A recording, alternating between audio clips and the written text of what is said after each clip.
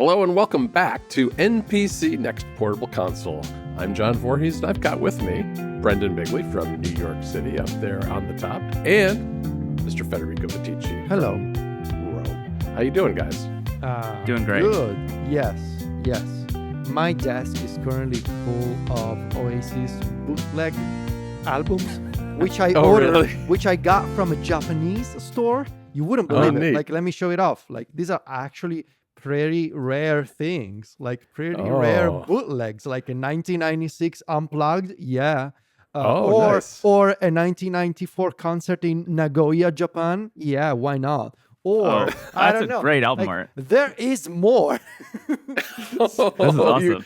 You cleared them out, I guess, huh? I guess I just gotta use this CD drive and figure out how to rip them, especially bootleg albums, which some of them don't have metadata online. So that's gonna be fun. That's gonna probably It might take you a little while to do that yourself, writing all the metadata. My TikTok algorithm has been entirely Oasis reunion stuff. Like anytime I open up TikTok, it's just Oasis. It's been great. Nice. I've been having a great time. It's a miracle that it's happening even. Every single time they get on stage and do another show, I'm like, Yep. It's happening. Yeah.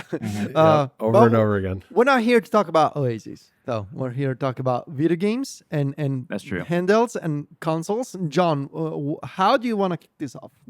I want to kick it off with some follow-up because we had a lot of stories this past week that kind of follow on from some things we've talked about before. And one was a link that Brendon sent us that there was for a brief time a micro SD Express card from Lexar that showed up on Amazon, 1 terabyte, which has been very hard to locate. And it was only $184. We were speculating, 200s last episode, I think it was. Yep. And it was only $184. It was there for a few hours at least, because when I first looked, it was there. I came back the next day thinking, maybe I should pick this up. And it was gone already. It's sold out again on Amazon, but, they are producing them, obviously. So. Oh, you mean this one? Oh, there it is. He moved. He's a fast mover. That I just got it today. Still in the box. 1 terabyte. It's the Lexar microSD Express card, Play Pro. Now, my only question is, do you guys know how to transfer what's already on my Switch 2 Express card to the new one? That's a good question. I assume a micro SD card reader would work just fine. A regular micro SD card reader. It might not be that fast. The Nintendo of it all, though. I know what you mean. There's gotta be that was a big issue procedure. with the 3DS era specifically. Yep. Yeah. And I don't want to screw it up. So I am going to look up some instructions. I am sure there's like an official Nintendo way of doing it with some weird settings page or something. And you'll have to re-download everything off of the store or something like that, which will take like 6 or 7 hours. Yeah. So this arrived today. Pretty fast shipping from Amazon. Like it shipped last week and it got here on Monday morning. So that's cool. Nice. Yeah. I'd like some follow-up in the next episode as to how the whole process of transferring goes, because I may end up doing that at some point myself. Yeah, I'll try. I'll let you know. And because I do have things on my...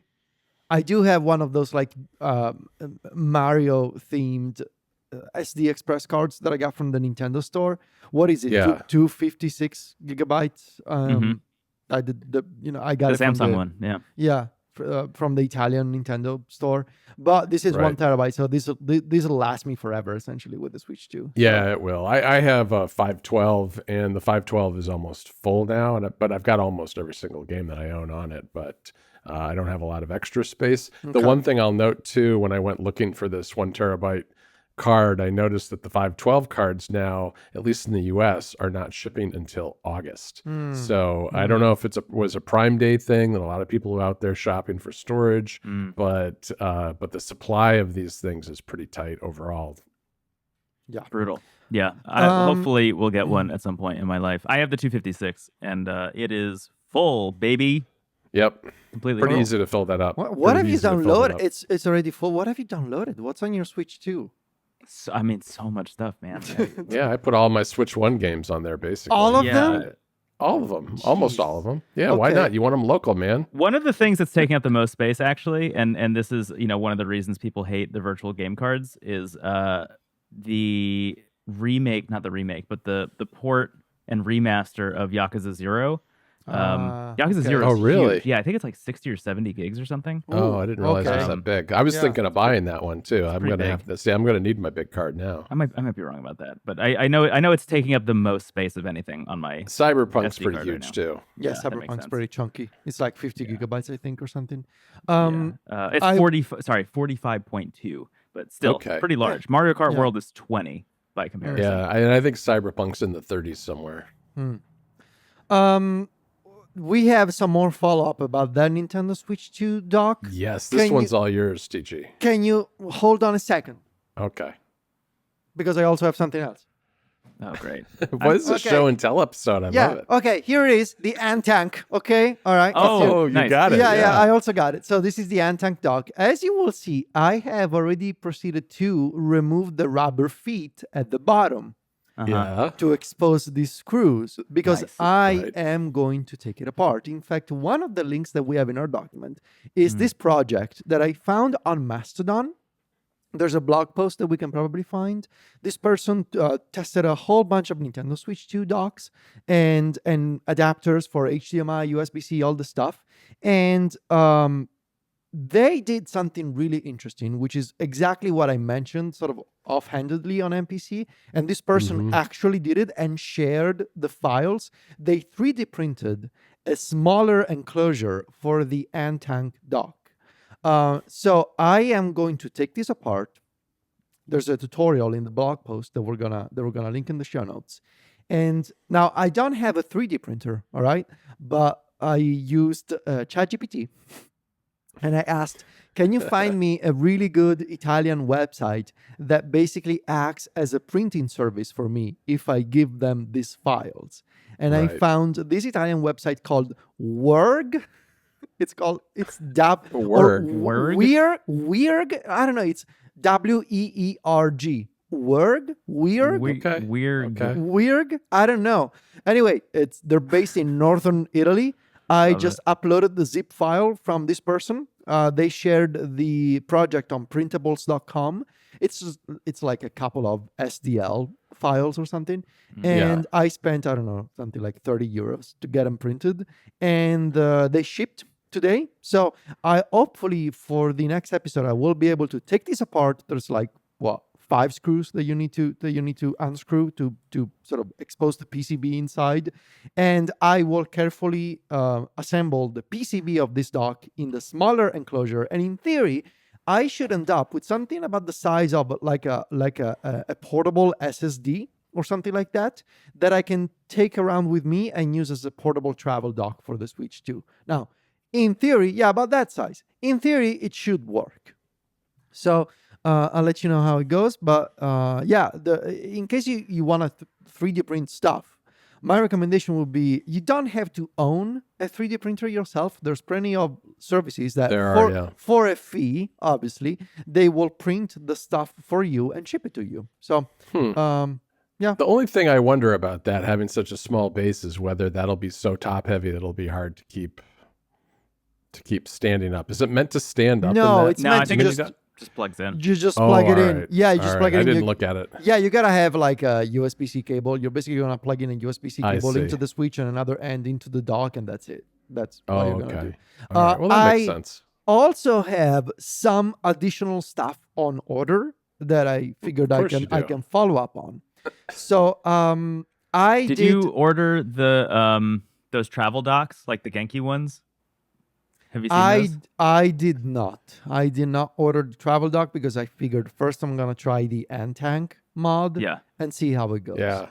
But I'm personally sort of waiting to see if Nintendo bricks these things and requires firmware updates. I just want to see. Where's the fun in that, John? I mean, I don't know. I'm being conservative. What? That never stopped me. What? Firmware updates? It didn't. I mean, come on. You were cat and mouse with Nintendo. Yeah.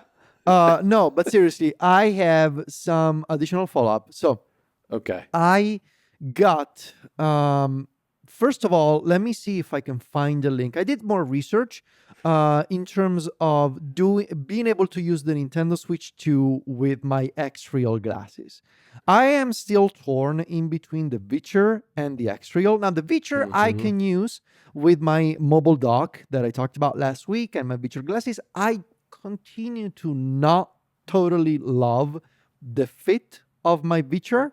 They tend to slide down my nose. I don't know why. Yeah. The X-Real, the design that they have, the weight balance that they have, I prefer them. But obviously, as I talked about, it's not totally ideal to be able to, to use the X-Real only with the Nintendo Switch 2 dock.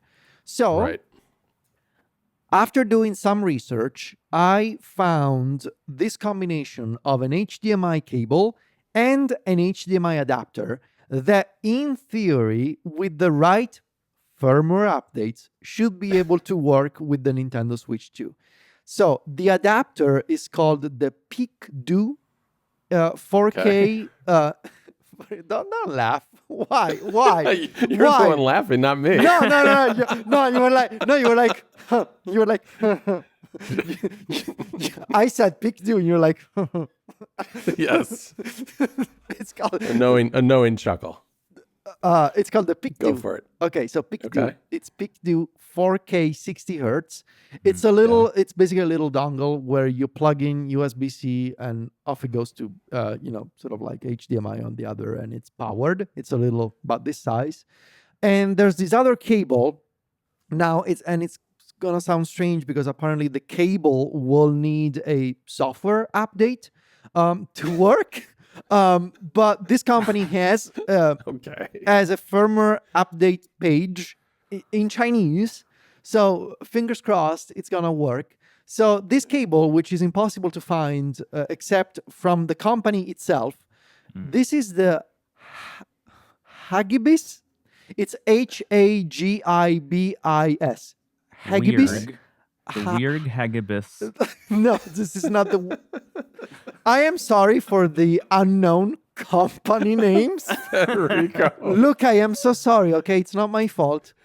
Somebody like from the Italian government is going to knock on your door and saying, "What are you importing from China?" Okay, so it's the Hagibis 8K 60 USB-C to HDMI 2.1.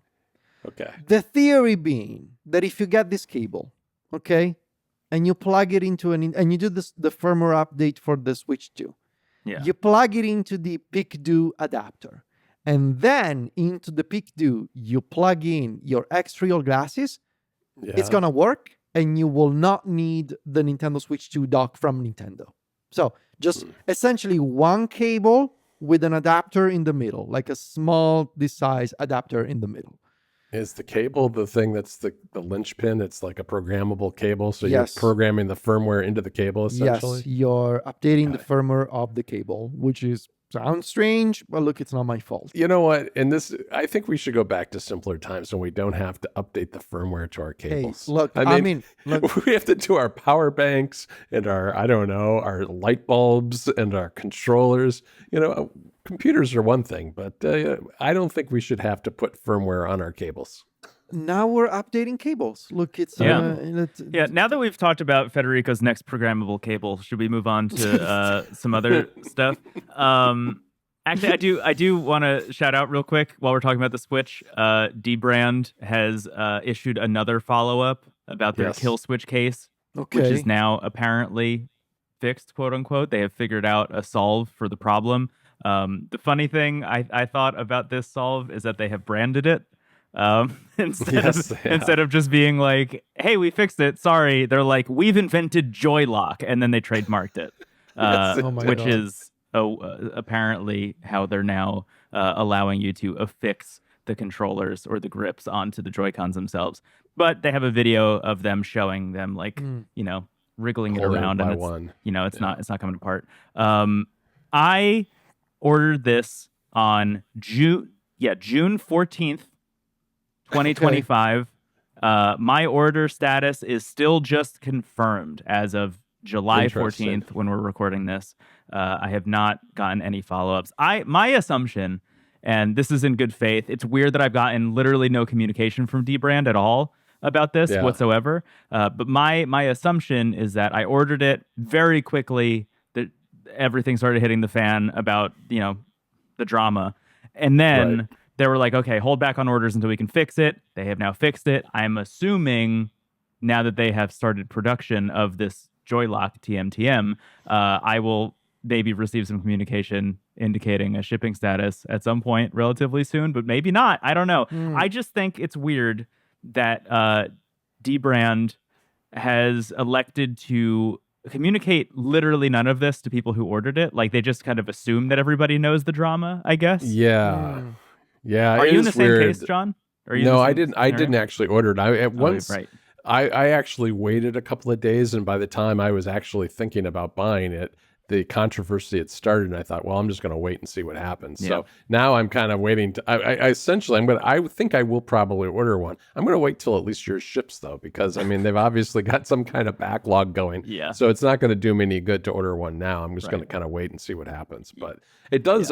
From the video, as long as that video is legit, it looks like they did fix the problem. So. Yeah. I need to reiterate, like, despite everything that's going on with that case, and a bummer to all the people who got the defective one, and very good that Dbrand is sending out fixes, the kill switch on the ROG Ally is like maybe the best case I've used for anything. So if that is even remotely close to what it feels like using it on the Switch 2, I'll be very happy to ditch my $5 range life grips that I got in Tokyo and throw the kill switch on there. Maybe I should get a kill switch.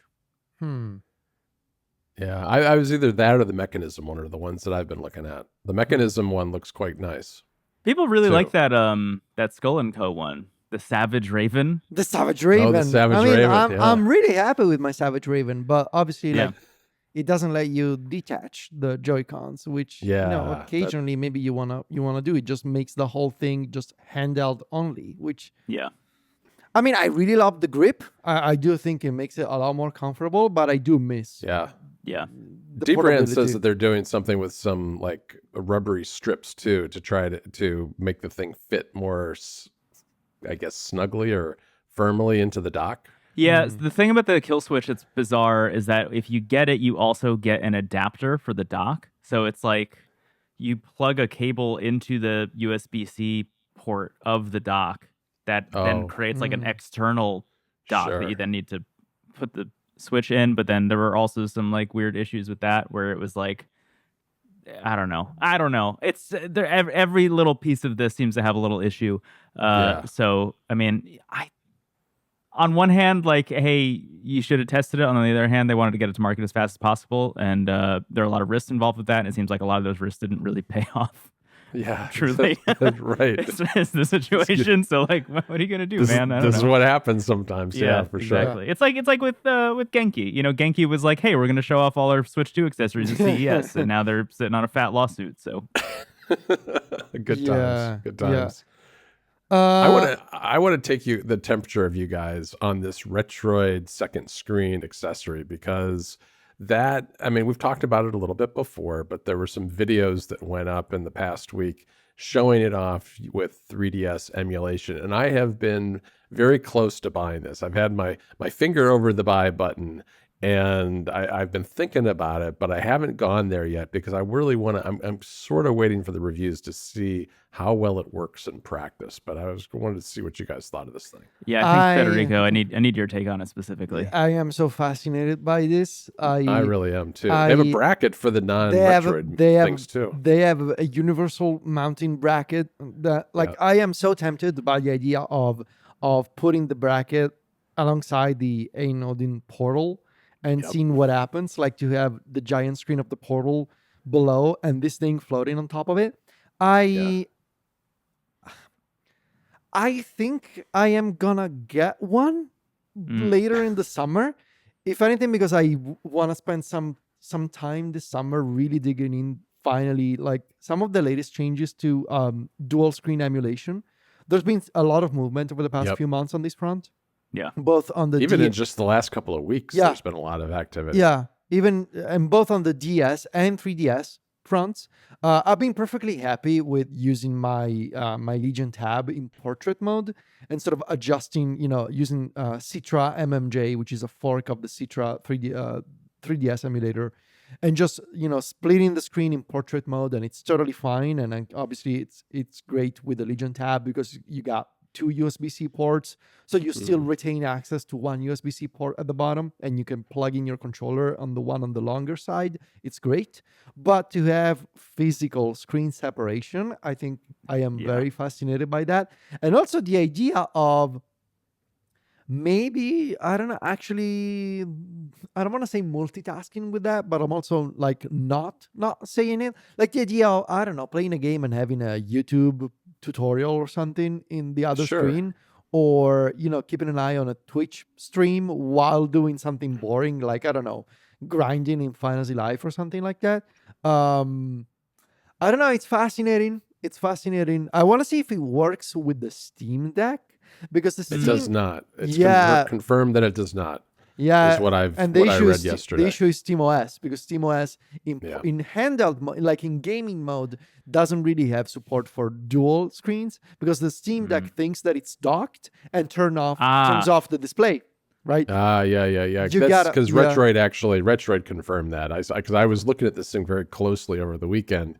And because, I think that they've done a real smart thing. The price is right here. I mean, I think this is going to be a lot tempting to a lot of people, because at $70, it's not a huge risk. I mean, it's not nothing, but it's also not like they're saying it's another $150. It's not like a cost of a full console. So, I mean, I think it's going to be tempting to a lot of people. And they have they have a Retroid bracket, and they also have a universal bracket. And so, where they get you is that you've got the screen, you've got the bracket, you can get another bracket. There's, of course, the grip. I don't have the grip for the Retroid, so I thought I might actually pick up the grip as well for the Pocket 5.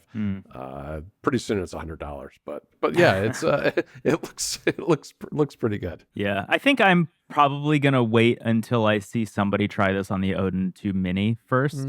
I think that'll be the big moment for me, because I would love to get this. I mean, I truly, like, the two things I play on the Odin Mini these days are 3DS and PSP.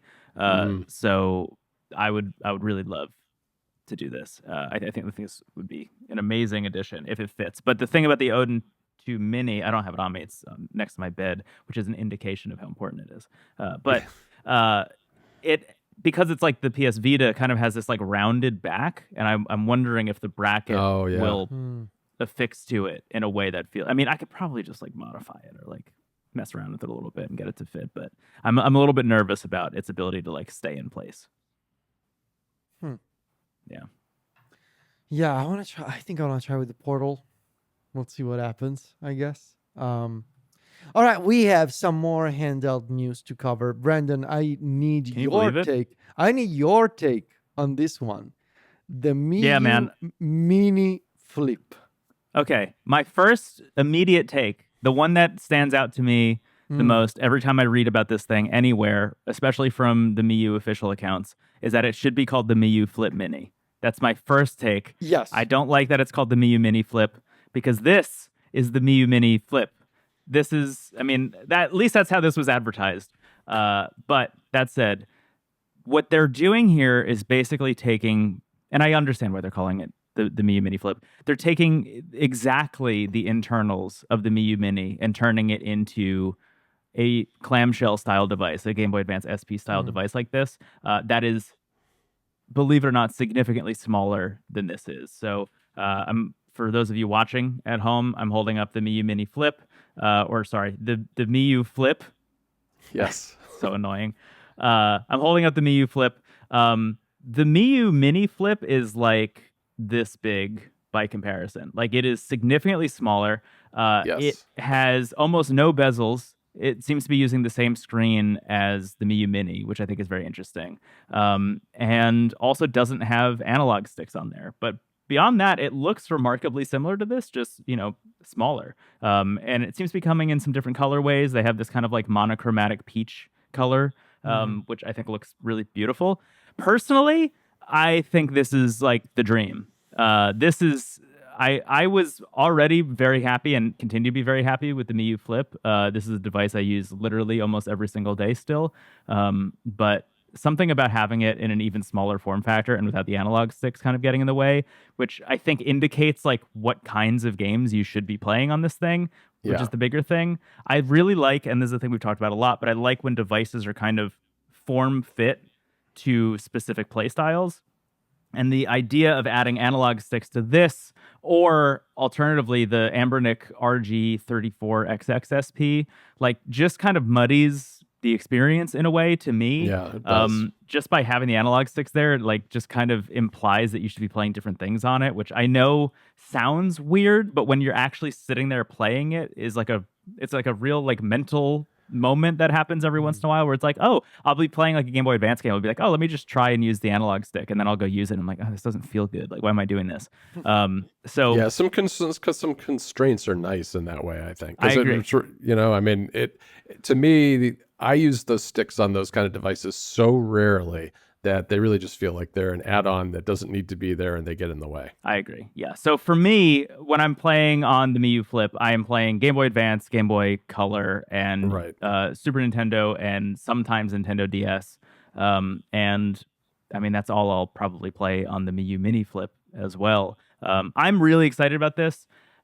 Apparently it's coming soon, but also we heard about the Miyoo Flip for about 2 years straight. It was coming soon, so we'll see how real that ends up being. But just know, dear viewer, that the second this thing is announced and available for purchase, I will have at least one on order, realistically, and you'll get a lot of information from me about it.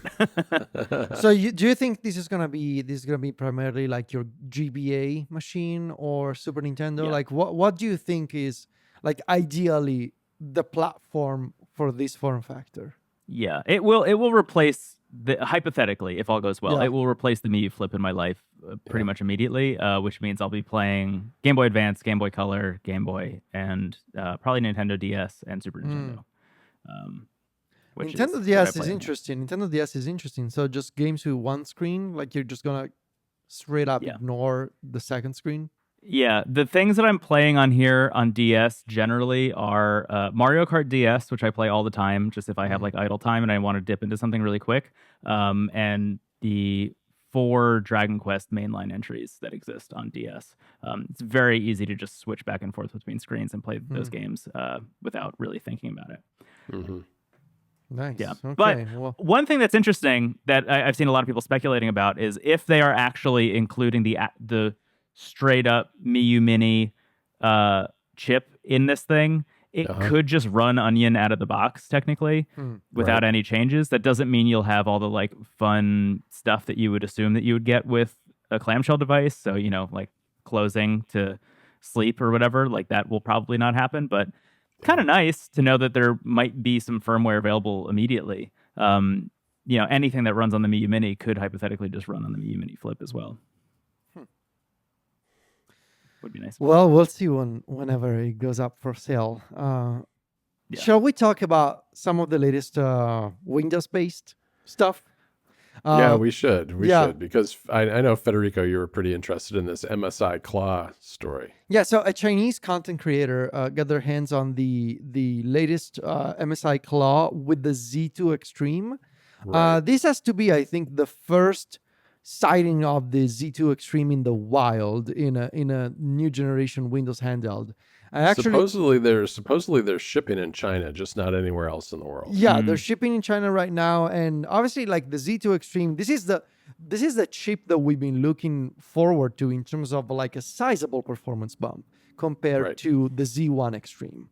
Right, the Z1 Extreme, which was in the original ROG Ally and in the first generation Legion Go. And the Z2 Extreme, which will also be in the ROG Ally X Xbox edition, not the base model, lots of X's, and obviously the Legion Go 2. The Legion Go 2, which I believe you guys saw a prototype at CES. We did. And then we haven't heard anything else since, only supposedly it's coming in September or around that time. Whereas they needed to get through their SteamOS launch first. Yeah. Whereas the Xbox is obviously launching this holiday season. And we're going to talk about that in a second. But So this MSI Claw, I've been keeping my eye on the MSI Claw after their like kind of terrible first generation product. They really turned things around with the A8 or 8 Plus. Oh no, I think it was actually the 8 Plus update. I think that's right. Like the second generation one where they basically switched away from Intel over to AMD. But this one with the Z2 Extreme, just some early benchmarks. So you're looking at the kind of device that can run, for example, Ghost of Tsushima for like three and a half hours at like 11 or 13 watt TDP. Or even more impressively, you can run Clair Obscur at a stable 30 frames per second, which is something that the Z1 Extreme absolutely cannot do. You absolutely cannot do that. And you're running that on an 8-inch 1200p 120 hertz display. So pretty good image quality, pretty good specs, pretty good. And obviously that's the advantage of the Z2 Extreme, which we sort of knew was going to happen, like sustaining that kind of performance over a pretty decent amount of time. Because I mean, playing with those kinds of specs like Ghost of Tsushima or Clair Obscur for 3 hours at 30 frames on a portable device, that's pretty good, I would say. Like, obviously, you're not sitting in front of your PC playing in 4K, or you're not sitting in front of your PS5, but you can take that game with you and you can play for 3.5 hours, and I would say that's pretty good. And that's before accounting for any things you may want to do, like, I don't know, turning the resolution slightly down or enabling frame generation or lossless scaling or all that kind of stuff. So that's the sort of performance we're looking at with the Z2 Extreme, which is why I continue to hold my breath for this decision that I will make, I think, later in the year, in between the Legion Go 2 or the Xbox, the ROG Ally X Xbox edition. Now, that decision may also be interesting from a price point perspective. Because with this MSI Claw, we're looking at something. Now I'm looking at a Video Cards article. They mention a price point of $860. Now let's say that maybe that's converted from China. Let's say that maybe they launch in the US at $900. Now, obviously, we don't know the pricing of the Legion Go 2, but Brendon, I believe we have some initial details in terms of what Microsoft may be doing with the Ally. Yeah, some prices leaked this morning for the Xbox, Asus, ROG, Ally, and Ally X. Oh, God. Just a lot of brand names in a row. Just get rid of ROG. It doesn't need to be the Republic of Gamers. Come on, man. It really doesn't. It's called the Asus Ally. It sounds way better. Anyway, the Ally, which is running that's the Z1 Extreme, has a price at the moment, according to the leak, of $700 entry. The Ally X version, which is running the Z2 Extreme, which is exciting, is going to be $1,050, which is a lot. It's a lot of money. Yeah, it's.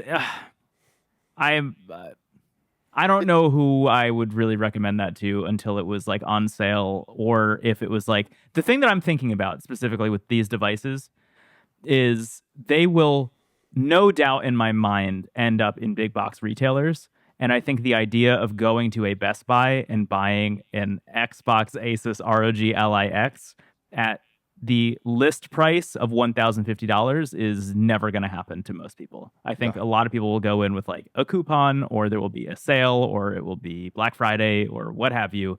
And they'll get it at some kind of discount. And what is the right price for this? I'm up in the air. It really depends on what you're willing to spend on it, I think. But I would hope to get it closer to like that $850, $900 range. I think personally seems the most reasonable to me for what you're getting here.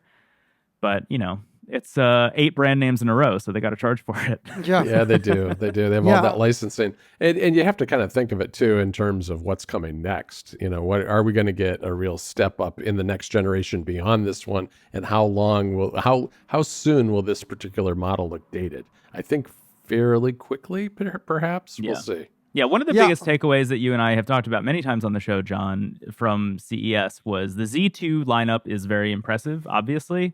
But it really felt like everyone was just kind of waiting for the Z3 next year. Yep. Like that Yeah, was really because the I thing. mean, you're looking at a jump from RDNA 3 graphics to RDNA 3.5, which is a stopgap right. between obviously between 3 and 4. I mean, it's Right. 3.5. It's halfway there. It's halfway there, and it's as we've seen, like it's a pretty good spec bump. It's not nothing. Yeah. It's not nothing, but I think we now get a better sense as to why Valve decided to just wait with the second generation Steam Deck. Yeah, I think it was too. wise of them to wait. I really do. And Yeah. we're probably looking at a second generation Steam Deck in 2026. I wouldn't even put it past them to just say, you know what, we're just going straight to the holiday season 2026. Not even in the first half of the year. Because you wait for the prices to come down, you optimize the heck out of that system of RDNA 3.5 graphics or RDNA 4 even, and you can probably match Nintendo on pricing or even just say, well, it's going to be $500. Right. I think $1,000 for a thing that runs Windows. I mean, but we know this, right? We knew this was going to happen because we've seen these Windows handhelds. We know how much Asus, we know how much Lenovo, we know how much A&EO have charged because of these specs and because of the Windows license. And obviously, like, it's not like Microsoft is going to come in and say, well, you know what, we're just, we won't charge you for this one. No, they're not going to do that. But at the same time, you got to wonder, if you go to a store and you look at this thing and then you look at an Xbox and you realize, well, for the price of 2 Xboxes, I can purchase the portable one with worse graphics. I think the Windows handheld market is not going to grow at $1,000. I mean, I think they've really got to find a way to get that into something a little bit more reasonable, closer to an actual, console you'd put under your TV. Yeah. I mean, this is not a show that gets deep into like video game industry news as much, but I mean, Xbox is in like turmoil as a brand right now within Microsoft. Yes. Like Microsoft is a mess, and Xbox within that is even more of a mess. And this is just one of those moves that I'm sure got greenlit, 6, 8, 12 months ago, and probably doesn't, if I were to be real, like doesn't reflect the actual future of where the Xbox brand is going anymore. I think the idea of this as an Xbox is still the future for them, but I don't think this device in particular is indicative of what they're trying to do, which is probably why it costs so much money, because you would think in a world where Xbox would want this to succeed as best as possible, they would price it more competitively. Yeah, they'd be aggressive about the pricing for sure. Yeah, I am very fascinated with the fact that Valve is just sitting quietly and doing absolutely nothing. And most people who want a portable PC handle just go default to a Steam Deck at this point. Yeah, and people still love their Steam Decks. It can still do so much. And Nintendo is charging more with the Switch 2, which is still, by the way, half the supposed price of this Xbox handheld. And it's the best-selling console, best-selling debut of all time. So, like, what is Microsoft's angle here? Like, I don't honestly, think they have one. The missing link for me still is and always will be, if you're selling a thing that says it's an Xbox, it needs to be able to play Xbox games. And that would be good. Right. The fact that the backwards compatibility is not there at the moment is like an immediate disqualifier, I think, for me and a lot of people. I mean, I'm not buying Xbox stuff for a lot of reasons, including the boycott, but like the lack of the ability to like boot up an Xbox 360 game on this device is going to be the thing that I think turns some people away. Not everybody, obviously, but some people away who would be like, oh, if I'm buying a thing with an Xbox brand on it, I would assume that my library would be available. And that's not the case, which is nuts. Yeah. We'll see. Good luck, Microsoft. I mean, they need that right now. I want to mention quickly a Thunderbolt 5 accessory. Obviously I am the way my life has evolved. Obviously I am no longer in the market for eGPUs, but we knew this was going to happen in 2025, and it's happening. And we have our first, well, actually not the first, but we have another announcement. The folks at ONEXGPU, which I still have my ONEXGPU eGPU. Same here. here. They're doing an update. So it's called the ONEXGPU Lite. It's actually based on the same graphics card that's inside my older one from 2 years ago. It's a weird name. Why is it called the Lite? As far as I can tell, it's the exact same size and specs, except for the Thunderbolt 5. It's because your wallet is gonna feel lighter after purchasing this one. So it still has the Radeon the 7600 MXT GPU, literally the same one from 2 years ago. Only this one, instead of USB 4 and instead of Oculink, you're gonna get Thunderbolt 5. In very practical terms, it means you're going from you're gonna have less degradation, less signal and performance loss over that cable compared to USB 4 or Oculink, because USB 4 topped out at 40 gigabit per second. Oculink, you could go all the way up to 64. With Thunderbolt 5, you can do 80 gigabit per second bidirectional, or you can enable turbo mode and go all the way up to 120 gigabit per second asymmetrical connection. But realistically speaking, you're basically gonna get double the performance, double the speed of USB 4 with Thunderbolt 5. Now, the issue is that there are currently no handhelds with Thunderbolt 5. Most people usually buy these really portable eGPUs to connect them to a handheld. There's no handhelds with Thunderbolt 5 to our knowledge, at least so far, and there's very, very few laptops with Thunderbolt 5. So I think if you purchase this one, you probably should wait until next year. I think by May, I would say, like, just eyeballing it, mid 2026, late 2026. Realistically speaking, maybe early 2027. That's where you're gonna see handhelds from big brands using Thunderbolt 5. It's all a matter of component availability and component cost. There's obviously very few Thunderbolt controllers that you can put on a motherboard in a PCB right now, and there's even potentially none of them that can fit inside of a handheld at the moment. So, I mean, good theoretical exercise, I think, to have a Thunderbolt 5 eGPU right now. But if you can find what to plug it into, I guess, would be the challenge. Well, think of it this way also. It's not like One X is going to stop making external GPUs between now and 2027, when realistically you'll be able to buy a device that will have this, which means that someone out there, sorry in advance, is going to buy this, realize that it's not very useful for them, and then it will be on the used market by the time you have a device that will work for it. So the idea of buying this at launch at full price is, I think, a non-starter. Yes. Yeah, I agree. I agree. Brendon, and also by next year, I mean, the GPU prices might be low enough that they'll upgrade the GPU in this thing too, because this is not a new GPU by any stretch. So, All right, we'll John, do you have anything else you want to mention before we wrap up and talk about controllers? Well, I got to give an epilogue update, Federico. Yes. This is still happening. Okay. Everything is still happening. The GB operator got an update to its firmware, and now they support retro achievements. So if you're a retro achievements person, that's so you awesome. can now do that with your GB operator, which I thought was a pretty nice upgrade. Plus, they say on Reddit that the Super Nintendo version of their operator is still coming, and it's coming this year. So that's the closest we've gotten to a date, is this year. I kind of expected we'd see it by now, but now it's looking more like, I would venture a guess for the fall. Maybe September, October, somewhere in there. But they're still working on it. So hopefully we'll see that soon. Retro Achievements, very cool though. About that. I agree. Enough to make me want to unbox mine again. I just I got it, dumped all my games, and then I put it back in the box. I don't use it a lot myself, but it is. I mean, look, you can play on your Mac, you can play on a PC with it. They've got the software to do that if you want to play it on a laptop. So not a bad way to play a game, I guess. All right. Well, that's our epilogue. That's the epilogue of the show right there. Yes. We're finished for this week. You can, of course, find the three of us online. Got Brendon Bigley over at wavelengths.online and his YouTube channel as well. Federico and I are over at macstories.net and doing a bunch of other things. You can find all of those projects there. And, of course, all three of us are on social media. Just search for our names and you'll find us there as well.